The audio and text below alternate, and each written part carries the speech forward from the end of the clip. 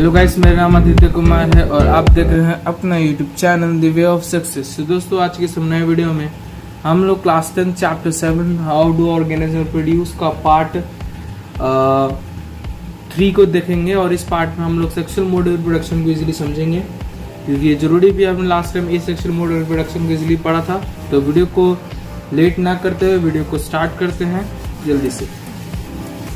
याद होगा आप लोग को, मैंने इस सेक्सुअल मोड ऑफ रिप्रोडक्शन में मैंने आप लोगों को बताया था कि जब कभी भी सिंगल पेरेंट इन्वॉल्व होता है तो और उसमें किसी यंग वंस का चाहे इंडिविजुअल का जब जन्म होता है तो उसको एसेक्सुअल मोड ऑफ रिप्रोडक्शन कहते हैं। उसी तरीके से सेक्सुअल मोड ऑफ रिप्रोडक्शन में जब डबल पेरेंट्स, दो पेरेंट्स इन्वॉल्व होंगे किसी भी यंग वन को प्रोड्यूस करने के लिए, तो उसे हम लोग सेक्सुअल मोड ऑफ रिप्रोडक्शन कहेंगे। और एक चीज याद रखना कि वेरिएशंस दोनों ही मोड ऑफ रिप्रोडक्शन में आते हैं, लेकिन यहाँ पे होगा क्या ना कि जो सेक्सुअल मोड ऑफ रिप्रोडक्शन है इसमें वेरिएशंस ज़्यादा होंगे। क्यों होंगे? क्योंकि इसमें 2 पेरेंट्स इन्वॉल्व है किसी भी यंग वन को प्रोड्यूस करने के लिए, और 2 पेरेंट्स इन्वॉल्व हुए तो दोनों का जीन्स डीएनए कॉपिंग के थ्रू ऑफस्प्रिंग में जाएगा, इसलिए उसमें ज़्यादा वेरिएशंस आएंगे सेक्सुअल मोड ऑफ रिप्रोडक्शन में। दूसरा कि इसमें सर्वाइवल का चांस भी बढ़ जाए, क्योंकि वेरिएशंस क्या करते हैं, सर्वाइवल के चांसेस को बढ़ाते हैं। अगर वेरिएशन ज़्यादा होगा तो इवोल्यूशन भी ज़्यादा होगा और less likely for an entire population to be wiped out of a disease. जिस चलते अगर इवोल्यूशन ज़्यादा होगा, सर्वाइवल का चांस बढ़ेगा, तो उस स्पीसीज का पॉपुलेशन वाइप आउट होने से यानी विलुप्त होने से भी थोड़ा बचा रहेगा। कि अगर मान लो कोई ड्रास्टिक चेंजेस आ गया तो उससे क्या पता वो बच जाए, और फिर वो बच जाएगा तो अपना आने वाले जनरेशन को बढ़ा सकता है। तो ये सब चीज़ एडवांटेजेस था जो मैंने आपको बताया, और ये होता भी है किसमें, सेक्सुअल मोड ऑफ रिप्रोडक्शन में। ठीक है, तो हम लोग स्टार्ट करते हैं। और why the sexual mode of reproduction, sexual mode of reproduction क्यों जरूरी क्यों है? तो देखिए, इसमें कुछ बात लिखा हुआ है कि जैसे कि डीएनए कॉपिंग का मैकेनिज्म हमने पहले नोट किया था और हमने जाना था कि ये एब्सोल्यूट एक्यूरेट नहीं होता है ना, can not be absolute accurate. ये ना एक्यूरेटली नहीं होता, अगर एक्यूरेटली हो जाएगा तो दिक्कत ही हो जाएगा, जो हमने लास्ट पार्ट में देखा था, है ना। और जिस चलते डीएनए कॉपिंग के थ्रू वेरिएशंस आते हैं, है ना। ये वेरिएशंस इंश्योर करते हैं, ensure the survival of species. ठीक है, ये इंश्योर्स करते हैं। और ड्यूरिंग डीएनए कॉपिंग एक जनरेशन में वेरिएशंस आते हैं, और ये वेरिएशन थोड़े स्लो प्रोसेस होता है, मतलब ज़्यादा फास्ट में धीरे धीरे वेरिएशंस आते हैं, है ना। ये सब हो गया। उसके बाद यहाँ पे लिखा हुआ है कि the process of making variant speed up, है ना। उसके बाद क्या लिखा है, हाँ, 2 different individuals in population would have quite different patterns in accumulated variations, है ना। अब इसमें लिखा हुआ है कि जैसे कि मान लीजिए ना, जितने भी आने वाले वेरिएशन जो ऑफस्प्रिंग होते हैं उनमें सब अलग अलग प्रकार के वेरिएशंस होते हैं। तो जरूरी नहीं है कि जो इस जनरेशन में किसी ऑफस्प्रिंग में जो वेरिएशंस होंगे वो नेक्स्ट जनरेशन के मतलब जो जनरेशन होंगे उनमें वही वेरिएशंस हो सकता है कि पहले वाला वेरिएशंस भी आता ही गया हो और कुछ नए वेरिएशंस का भी इजाद हो गया हो। जैसे कि 2 पेरेंट्स हैं, ठीक है, और ऑफस्प्रिंग जन्म लिया, है ना, मदर एंड फादर। मैं आप लोग को दिखाता हूँ, इससे समझाता हूँ मैं। जैसे कि 2 पेरेंट्स है, ठीक है, एक जगह मदर एक जगह फादर। मदर फादर में भी कोई वेरिएशंस होंगे, अलग अलग वेरिएशंस, क्योंकि मदर भी कहेंगी फादर के बाद में शादी हो गई तब वो अलग मैटर हो गया, लेकिन दोनों में कुछ वेरिएशंस होंगे। ठीक है, तो जो इनका ऑफस्प्रिंग होगा उनमें इन दोनों का वेरिएशंस होगा और एक नया वेरिएशन भी ईजाद हुआ होगा। फिर ये रिप्रोडक्शन करेगा, फिर ये किसी और मदर फादर, तो करते करते जो पहले का जो वेरिएशंस है वो वेरिएशंस तो बच्चों में जाता ही है, और साथ साथ में न्यू वेरिएशंस भी बनते हैं। ठीक है, तो ये सब चीज होता है, जिस चलते सेक्सुअल मोड रिप्रोडक्शन में एज ए वेरिएशन क्या हो जाते हैं, ज्यादा हो जाते हैं। ठीक है, अब ये हो गया। अब जरा हम लोग कुछ चीज देखते हैं। जैसे यहाँ पे ना एक टर्म यूज किया जाएगा, गैमेट्स। गैमेट्स सुने आप लोग? देखिए, गैमेट्स सुने कहते हैं ना जिससे ऑफस्प्रिंग जन्म लेता है। जैसे कि मेल में स्पर्म हम लोग सुने होंगे और फीमेल में एक्स, चाहे ओवम जिसे हम लोग कहते हैं। तो स्पर्म, है ना, एक्स, ठीक है, ये सब क्या है, गैमेट्स हैं। है ना। ये सब क्या है, गैमेट्स से जिससे कोई ऑफस्प्रिंग जन्म लेता है। तो ये जो गैमेट्स टर्म होता है ना, जैसे पूछा जाएगी कि मेल गैमेट क्या है, तो स्पर्म, फीमेल गैमेट क्या है, एग्स, है ना। तो कभी कभी क्या हो जाएगा, इस गैमेट के बदले ना दूसरा टर्म यूज हो जाएगा। अभी गैमेट्स होता क्या है, इस चीज को समझते हैं, व्हाट इज गैमेट्स। देखिए, तो दूसरा टर्म हो जाएगा, मतलब समझो कि एज ए डिनोट करता है किसको, रिप्रोडक्टिव थिंग्स हो जिससे कि ऑफस्प्रिंग जन्म लेता है, गैमेट्स वही कहलाता है। तो जैसे कि male gametes sperm, female gametes eggs. तो गैमेट्स के बदले ना कभी कभी दूसरा टर्म यूज हुआ रहेगा, तो आपको कंफ्यूजन नहीं होना, क्योंकि सबका मतलब एक हो जाएगा। जैसे कि जर्म सेल्स, ठीक है, ये जर्म सेल्स गैमेट दोनों सेम है। रिप्रोडक्टिव सेल्स ये भी सेम है, और एक्सेक्सल्स, तो ये सब नाम हो जाएगा। आपको इसमें कन्फ्यूजन, क्योंकि चारों का नाम एक ही है। जैसे पूछ देगा मेल जर्म सेल, आपको पता है, रिप्रोडक्टिव जर्म सेल मेल का, फिर ये सब। तो ये कुछ नाम्स हैं जो कि कभी कभी ना क्वेश्चन में घुमा फिरा के दे देता है, और आप लोगों को ये चीज जानना पड़ेगा। ज्यादातर खासकर में तो ऐसे गैमेटिक का ही टर्म ऐसे यूज होता है, लेकिन कभी कभी ना दूसरा नाम देगा, फिर आपको कंफ्यूज नहीं होना है। ये सब चीज हो गया। अब है ना, यहाँ पे ना देखिए एक क्वेश्चन है, क्वेश्चन लिख रहा है कि how many ways can we think for solving. देखिए यहाँ से पढ़ना पड़ेगा। देखिए कहाँ से है, हाँ, the sexual mode of reproduction incorporates such as a process of combining DNA or two different individual during reproduction। कह रहा है कि जो सेक्सुअल मोड रिप्रोडक्शन होता है, ये थोड़ा मतलब रिप्रोडक्शन है, थोड़ा कॉम्प्लेक्स है, क्योंकि इसमें दो प्रकार के डीएनए को कंबाइन होकर एक इंडिविजुअल में देना रहता है ना। और जिस चलते ये थोड़ा मेजर डिफिकल्टी आ जाता है। तो if each new organism is to be the combination of DNA copies from two pre-existing individuals, then each new generation will be end up having twice amount of DNA। अब देखिए यहाँ पे लिखा हुआ है कि अगर दो पेरेंट्स थे जिसमें से जीन्स डीएनए ऑफस्प्रिंग में एक इंडिविजुअल में जा रहे थे, तो ऐसा अगर होगा तो दिक्कत ना हो जाए, क्योंकि जो जीन की जो मात्रा, क्योंकि मदर में भी उतना ही जीन होगा, फादर में भी उतना ही डीएनए होगा, मदर में भी उतना डीएनए, फादर में भी डीएनए, लेकिन दोनों का डीएनए तो ऑफस्प्रिंग में जा रहा, तो इससे ये दिक्कत डिफिकल्टी हो जाएगा ना, कि जो डीएनए है वो तो इंडिविजुअल में डबल हो जाएगा। होता है ऐसे 46, क्या पता 46 ज्यादा हो जाएगा, 92 डीएनए हो जाएगा। तो ये एक डिफिकल्ट सा एक क्वेश्चन बनता है। तो ये कैसे इसको हम लोग ठीक कर सकते हैं, हमारा सेल कैसे इसको मतलब सॉल्व करता है कि इस जीन को, इस डीएनए को हमको हाफ ही रखना है ना, डाइप्लॉइड नहीं करना है, हैप्लॉइड ही रखना है। तो वो कैसे होता है? तो इसके एक सोल्यूशन है कि बहुत सारे मल्टीसेल ऑर्गेनिजम्स है ना अपने अंदर स्पेशल लीनिएज जैसा सेल्स रखते हैं। स्पेशल लीनिएज सेल्स यानी वैसे सेल जिसमें कि आधे ही अमाउंट में डीएनए होगा। जैसे कि मदर का एक स्पेशल लीनिएज सेल होगा, उसमें ना 23 क्रोमोसोम्स होंगे, फादर में भी स्पेशल लीनिएज का एक सेल होगा जिसमें कि 23 क्रोमोसोम्स होंगे, और ये 23 मिक्स होकर उस बच्चे में 46 हो जाएंगे, जिस चलते वो मेंटेन रहेगा। ठीक है, तो इसमें वही चीज लिखा है कि half number of chromosomes and half amount of DNA compare to the non productive cells. ठीक है, और इसी चलते जब आधा स्पेशल लीनिएज सेल्स में जो डीएनए चाहे क्रोमोसोम्स है, जब आधा किसी बच्चे में जाते हैं तो हम लोग उसको मियोसिस कहते हैं। ड्यूरिंग द फर्टिलाइजेशन, हम लोग क्लास 9 में मियोसिस माइटोसिस पढ़े होंगे। ठीक है, मैंने उसका वीडियो भी बनाया है, जिसको मियोसिस माइटोसिस अच्छे से देखना, उसके एक पार्ट में है, अब वो पार्ट जाके देख लेना, आपको समझ में आ जाएगा। ठीक है, तो इस तरीके से किसी भी बच्चे में डीएनए चाहे क्रोमोसोम का एस्टेब्लिशमेंट होता है किसी भी एक न्यू जनरेशन में। ठीक है, तो ये सब हो गया।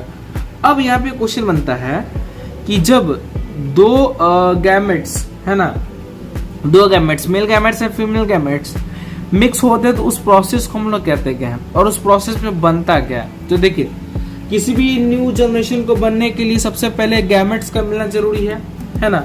जब mail gametes and female gametes जब तक नहीं मिलेंगे, mail gametes and female gametes अगर नहीं मिलेंगे तो कोई ऑफस्प्रिंग तो जन्म तो लेगा ही नहीं ना। तो उस ऑफस्प्रिंग को जन्म लेके इनका गैमेट जैसे कि स्पर्म एंड एक्स दोनों को मिलना जरूरी है, तभी ना कोई ऑफस्प्रिंग जन्म लेगा। तो अब मिलता भी है, तो जब ये दोनों मिलता है तो इसको हम लोग टर्म से जानते हैं फर्टिलाइजेशन।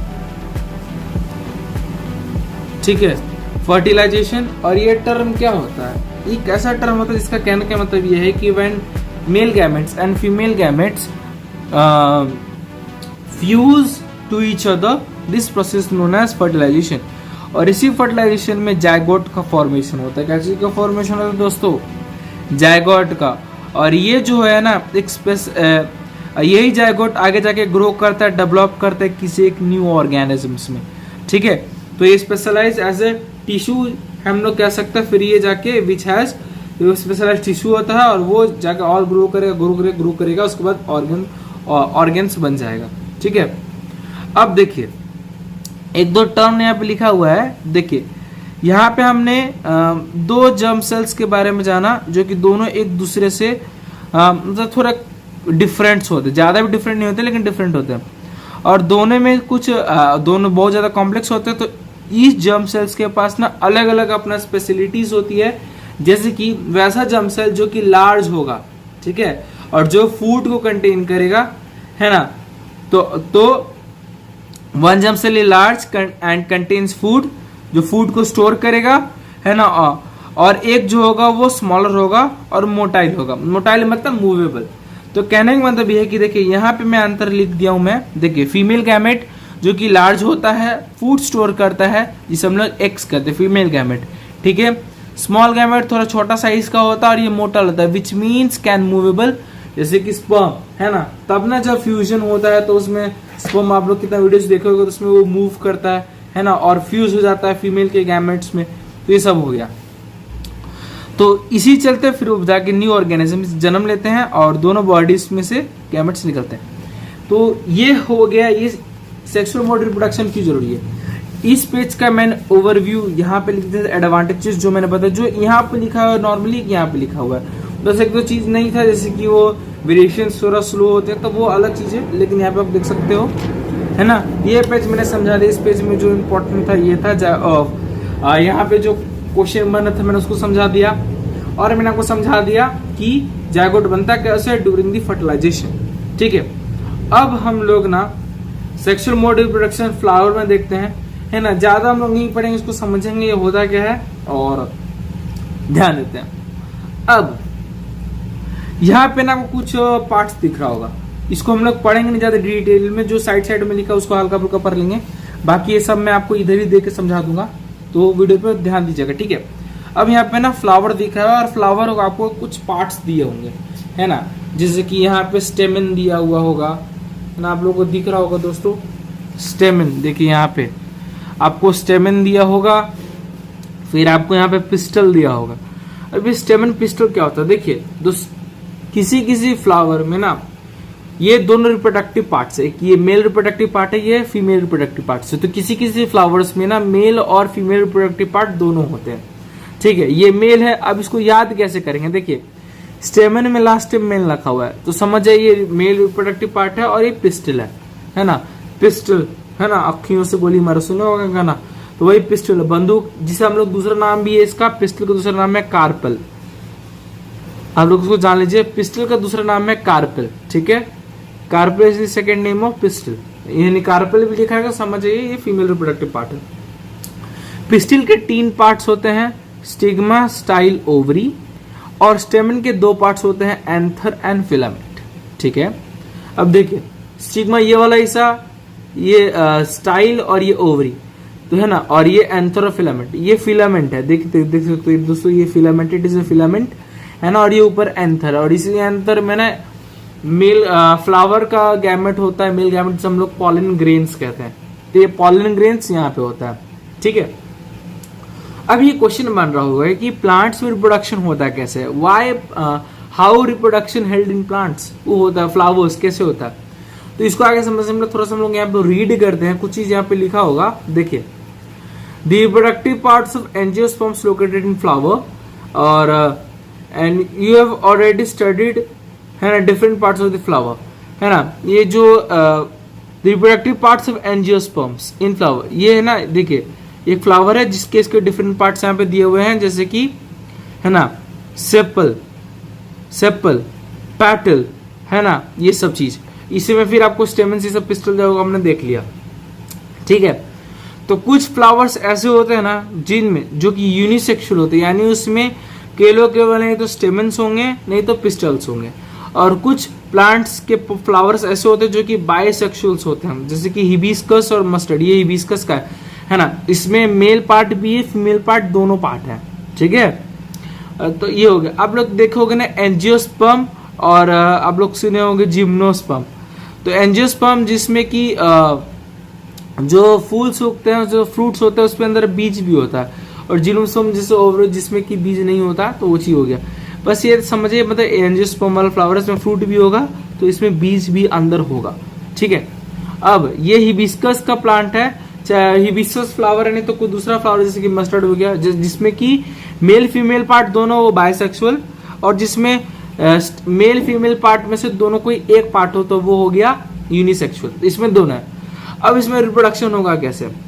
अब देखिए रिप्रोडक्शन का देखिए मेन काम होगा ना, इसमें होगा क्या ना रिप्रोडक्शन में, कि इसमें कोई एजेंट होगा, वो एजेंट क्या करेगा, जैसे कि कोई हम लोग पानी नहीं पटा रहे, चाहे कोई इंसेक्ट्स नेक्टर चूसना आएगा ना तो बैठेगा, तो गलती से क्या पता वो एंथर पे बैठ जाएगा, एंथर में बैठने से ना उसके पैर में ना वो फंस जाएगा कोई पॉलन ग्रेन्स, और जब पॉलन ग्रेन्स फंस जाएगा तो स्टिग्मा में बैठ जाएगा। जब स्टिग्मा में बैठेगा तो क्या होगा कि वो जो स्टिग्मा जो बैठा तो उसके जो पैर में पॉलन ग्रेन चिपका है वो इजिली स्टिग्मा में चल जाएगा स्टाइल से, फिर ओवरी में चल जाएगा, फिर रिप्रोडक्शन होगा जब सीड का फॉर्मेशन होगा।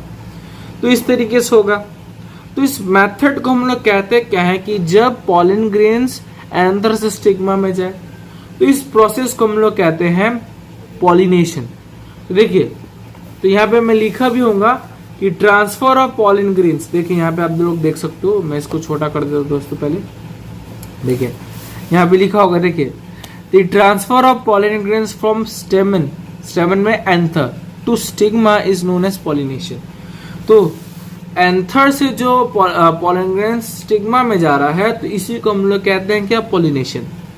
और पॉलिनेशन भी दो टाइप का होता है, एक सेल्फ पॉलिनेशन, दूसरा होता है क्रॉस पॉलिनेशन, ठीक है। इसको हम लोग देखते हैं, पहले ना कुछ अंतर जान लेते हैं। हमने पढ़ा था, जब हम लोग आगे पढ़ रहे थे स्टार्टिंग में, जब सेक्सुअल मोड में पढ़े तो उसमें हमने टर्म जाना था फर्टिलाइजेशन। फर्टिलाइजेशन मेल और male gamete and female gamete के फ्यूजन को, the fusion of male gamete and female gamete is known as fertilisation, है ना। मैंने यहाँ पे लिखा भी होगा, देखिए the fusion of male gametes and female gamete, है ना। देखिए यहाँ पे लोग देख सकते हो, gamete which produce zygote, it is called fertilisation. तो अपने ये पढ़ते हो। तो फर्टिलाइजेशन और पॉलिनेशन में अंतर क्या होता है? देखिए मेन अंतर ये है ना कि पॉलिनेशन में एंथर से स्टिग्मा में जाता है पॉलन ग्रेन्स। तो पहली बात इसका आप लोग डेफिनेशन यहाँ पे देख लीजिए। पॉलिनेशन और फर्टिलाइजेशन के बीच में डिफरेंस पूछता है तो डेफिनेशन यहाँ पे पॉलिनेशन का लिख लीजिए और फर्टिलाइजेशन का डेफिनेशन आपको पता होना चाहिए। उसके बाद है ये अचीव्ड बाय विंड, वाटर, चाहे बर्ड्स चाहे इंसेक्ट्स, विंड के द्वारा, वाटर के द्वारा, बर्ड्स के द्वारा, चाहे इंसेक्ट्स के द्वारा ये होता है, ठीक है। ये इट लीड्स टू फर्टिलाइजेशन, है ना। पॉलिनेशन फर्टिलाइजेशन करवाता है। जब पॉलिनेशन होगा यहाँ पे मीट करेगा पॉलन ग्रेन्स तब ना फर्टिलाइजेशन होगा। तो इसमें पहले पॉलिनेशन होना जरूरी है तब जाकर फर्टिलाइजेशन होगा फ्लावर्स में। और एक्सटर्नल प्रोसेस, पॉलिनेशन बाहर होता है, अंदर में थोड़ी हो रहा है। अंदर से स्टिग्मा में जा रहा है तो बाहरी वो होना हो रहा है। फिर फर्टिलाइजेशन का definition, achieved by growth of pollen grains, यहाँ पे अब फ्लावर की बात हो रही है। तो ये पॉलन ग्रेन्स के द्वारा होता है जब वो ओवरी में जाके मिलता है तब फर्टिलाइजेशन होता है ना। ये क्या करता है, सीड के फॉर्मेशन में हेल्प करता है और ये इंटरनल प्रोसेस ओवरी में जाके होता है, ठीक है। तो इसे याद रख लीजिएगा। और ये मेन डेफिनेशन अंतर हो गया किसमें, पॉलिनेशन में एंड फर्टिलाइजेशन, ठीक है। अब पॉलिनेशन के दो टाइप्स हो गए, एक हो गया सेल्फ पॉलिनेशन, दूसरा हो गया क्रॉस पॉलिनेशन। यहाँ पे वही चीज लिखा हुआ है, सेल्फ क्रॉस का लिखा होगा, तो हम लोग थोड़ा यहाँ पे हम लोग साइड में लिखा वही देख लेते हैं। तो देखिए, transfer of pollen grains from देख सकते हैं यहाँ पे आप लोग, transfer of pollen grains from the anther to stigma, है ना। जब पॉलन ग्रेन्स का ट्रांसफर होता है कहाँ से कहाँ, the transfer of pollen grains from anther to stigma in same flower, किसी एक ही सेम फ्लावर में जब pollen grains anther to stigma में जाएगा, सेम फ्लावर में, अलग फ्लावर में नहीं, तो सेल्फ पॉलिनेशन। और वही क्रॉस पॉलिनेशन होता है कि transfer of pollen grains from stamen to stigma, यानी anther to stigma to another same flower, मैंने उसी प्लांट में दूसरा कोई फ्लावर होगा तो जब पॉलन ग्रेन से, यानी पॉलन ग्रेन स्टिग्मा चाहे एंथर से एंथर स्टिग्मा में जाएगा दूसरे सेम फ्लावर में, तो वो क्रॉस पॉलिनेशन हो जाएगा। ये दो डेफिनेशन था जो आपको पता होना चाहिए, ठीक है। अब यहाँ पे देखिए दोस्तों, यहाँ पे कुछ लिखा हुआ है, देखिए, दी ओवरी कंटेन्स ओव्यूल्स, ओवरी के अंदर ओव्यूल्स होते हैं और ईच ओव्यूल के पास एक अलग एग सेल होता है। और जब मेल जर्म सेल, देखिए यहाँ पे गैमेट के बदले जर्म सेल लिखा हुआ है, तो जब male germ cell produce pollen grains fuses with female gamete present in ovule, है ना, और यही फ्यूजन हम लोग फर्टिलाइजेशन कहलाते हैं, है ना। This fusion of germ cell और fertilisation give us zygote which capable for growing into a new plant, है ना। तो जब एक ओवरी के अंदर ओव्यूल्स होते हैं और एक ओव्यूल एक एक्सेल को कंटेन करता है, जब मेल जर्म सेल जो कि पॉलन ग्रेन्स फ्यूजेस होता है फीमेल गैमेट के साथ, जो कि क्या फॉर्मेशन करता है फर्टिलाइजेशन के दौरान, जाइगोट, और ये कैपेबल होता है किसी भी एक न्यू प्लांट को ग्रो करने के लिए, ठीक है। तो ये सब हो गया। तो पॉलन ग्रेन्स ट्रांसफर हो जाते हैं स्टेमन टू स्टिग्मा, है ना। अगर सेम फ्लावर में हो गया तो सेल्फ पॉलिनेशन, अगर दूसरे सेम फ्लावर में हो गया, अनदर प्लांट के सेम फ्लावर में हो गया, तो वो क्रॉस पॉलिनेशन, ठीक है। और ये ट्रांसफर हो पाता है किसी एजेंट के द्वारा, जैसे कि विंड, वाटर, चाहे कुछ एनिमल्स के द्वारा, यहाँ पे लोग देख सकते हो, है ना। तो ये सब के द्वारा होता है। अब यहाँ पे कुछ टर्म्स लिखा हुआ है, इसको समझना है। देखिए बस एक चीज, यहाँ पे एक दो चीज और है। जो पॉलन ग्रेन्स होता है वो ट्रैवल होता है स्टिग्मा से, स्टाइल से, फिर वो ओवरी में रीच करता है, बस इतना ही है। यहाँ पे देख लीजिए, after fertilization zygote divides several times into an embryo. जो जाइगोट होता है वो ग्रो करके, डेवलप करके, सेल डिवीजन से वो डिवाइड करके एम्ब्रॉय में कन्वर्ट हो जाता है ओव्यूल में ही, ठीक है। देखिए ये जो आप लोग देख सकते हो, ये जो लेयर है यही ओव्यूल है। तो इसमें देखिए यहाँ से आप पॉलन ग्रेन्स, ठीक है, ये स्टिग्मा, स्टाइल, यहाँ पे ओवरी, ओवरी के अंदर ओव्यूल जिसमें एक जर्म सेल होता है, और बहुत सारा पॉलन ग्रेन्स गया, है ना, और इस ओव्यूल में क्या कर दिया, वो रिप्रोडक्शन किया, फिर जाइगोट बना, फिर जाइगोट से वो डिवाइड होते, क्या पता एम्ब्रॉय बन गया होगा, ठीक है। और यही एम्ब्रॉय फिर क्या बन जाएगा, सीड बन जाएगा, ठीक है। अब ग्रेजुअली वो डेवलप करेगा और उसके ऊपर एक टफ कोटेड लेयर बन जाएगा, है ना, जो कि वो और वही टफ कोटिंग आगे जाके सीड बनेगा, ठीक है। तो ये जो टफ कोटिंग होता है ओव्यूल होता है, ये ओव्यूल आगे जाके सीड्स बन जाता है, ठीक है। और जब बीज बन गया, ठीक है, तो अब इसी के अंदर बीज बन गया, तो अब होगा क्या ना कि जब बीज बन जाएगा तो सीड से फ्रूट जमेगा, फ्रूट बनेगा तो ग्रोथ होगा, तो जो ओवरी होगा वो हिस्सा पक जाएगा और उसके अंदर बीज बन जाएगा। जैसे आप लोग सेब खाओ, तो जब सेब उगता है तो जो पार्ट हम लोग खाते हैं ना, वो प्लांट का ओवरी होता है, ठीक है, और जो बीज होता है वो सीड उसी तरह बनता है। तो जो हम लोग खाते हैं वो ओवरी हम खाते हैं फ्रूट्स का, तो ovary grows rapidly and ripens, grow होता है जल्दी जल्दी और वो पकता है एज ए फ्रूट के रूप में, और उसी चीज को हम लोग खाते हैं। और मीनवाइल जो कि पेटल सेपल्स थे वो झड़ जाएंगे, वो हट जाएंगे। और पेटल सेपल्स का काम ही क्या होता है, देखिए ये सेपल जो होता है ना, ये फ्लावर को स्टेबिलिटी प्रोवाइड करता है, ठीक है। और ये जो पेटल्स होते हैं सुगंध छोड़ते हैं, जिससे कि कोई इंसेक्ट्स अट्रैक्ट हो और वो इसमें जाके बैठ जाए, है ना। और उसके बाद फिर वो फूड का फॉर्मेशन होगा, सीड का फॉर्मेशन होगा, ठीक है। तो इसी जान लीजिएगा, तो जो सीड होता है वो फ्यूचर प्लांट को कैरी करता है ना। और जब उसे एक एप्रोप्रिएट कंडीशंस मिलेगा तो उसमें सीडलिंग जन्म लेगा। इस प्रकार से देखिए आप लोग देख सकते हो, एक सीड है, जैसे ग्राम का यहाँ पे एग्जाम्पल दिया हुआ है, ये सीडलिंग यहाँ पे जन्म लेगा और फिर वो जर्मिनेट कर जाएगा किसी भी एप्रोप्रिएट कंडीशंस में, है ना। अब इसमें भी तीन हिस्सा देखिए, जब सीड में ना जब हम लोग तोड़ते, जैसे कि डाइकोटिलेडोन आप लोग सीड सुने होंगे, जो कि दो हिस्से में इजीली डिवाइड हो जाएगा, जैसे कि ग्राम डाइकोटिलेडोन है, ठीक है। तो ये इसे इसको हम लोग कॉटिलेडॉन कहते हैं, जो कि फूड स्टोर करता है। ये पील्यूमिले जो कि सूट्स भी डिवाइड होता है, और ये जो नीचे वाले से रेडिकल्स हम लोग कहते हैं, ये फ्यूचर रूट्स होता है ना। तो मैं उम्मीद करता हूँ कि प्लांट वाला सेक्सुअल रिप्रोडक्शन समझ में आ गया होगा, है ना। तो वीडियो को यहीं एंड करते हैं, और नेक्स्ट पार्ट में ह्यूमन बींग्स में रिप्रोडक्शन वाला वीडियो जरूर लाएंगे। तो वीडियो को एंड करते हैं। जय हिंद।